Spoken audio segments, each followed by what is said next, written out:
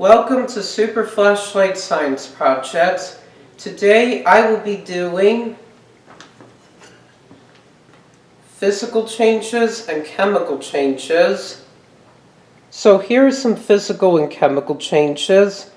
Physical changes happen when you break, crush, or change anything from its shape and size into something else, like these rainbow cookies.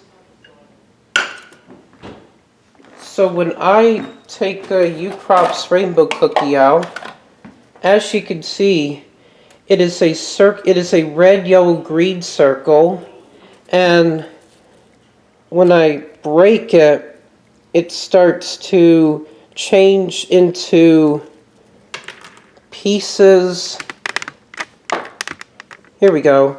Pieces and crumbs into a yellow, red, green crumb pieces cookies. And there are still cookies. There's no chemical change. Although there is a chemical change to these cookies, or I think it's a physical change. I'm still learning. These cookies were stale. They went past their sell-by date. As you can see, they were sold by March 15, 2019. Pretty soon, they lost their air in the plastic container. Here we go. Pretty soon they lost their air in their plastic container, and the cookies started to go, and the cookies started to go stale. When the cookies went stale, instead of being like soft and chewy or hard and chewy, they went even harder, and it was hard to chew. And I made another physical change, see? Now it is a red, yellow crumb and a little bit of green crumb, even though I didn't make that change. Actually, I did before making this video. Okay, moving on. And another physical change would be like when this napkin is a white square, and when I rip it, it is now changed into white pieces of a napkin. That's a physical change. There are all sorts of physical changes. You can find them almost anywhere. Okay, here's another way of turning things into a physical change.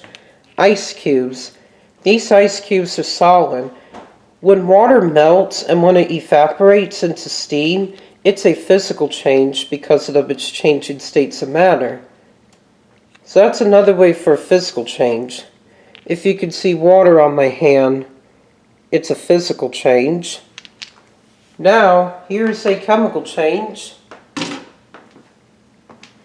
As you can see, for a chemical change, you may find some. Take a look at the tip of the candle. It went through a chemical change, as you can see. It's black now. It was white, and now it's black. And now it's black as my mom lights a candle. When you light a candle tip for the burner, it's a chemical change. The same goes when you burn wood, cook chicken, burn chicken, leaves change color, getting stung by a bee, bleaching black into white, pouring baking soda into vinegar. It is a physical change. A chemical change. Those are all chemical changes that you can do. When you bake cookies and cakes, it is a chemical change. The same goes for pizza.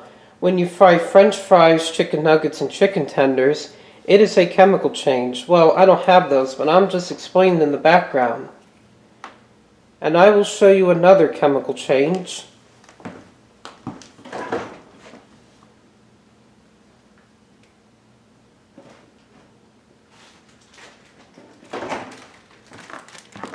Now, the chicken in this bag that my dad cooked the other day, this is another example of a chemical change.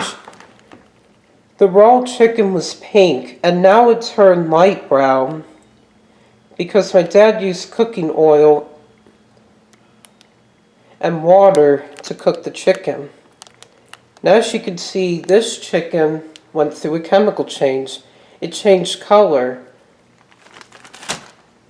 Now, you can't turn a chemical change back into its original chemical.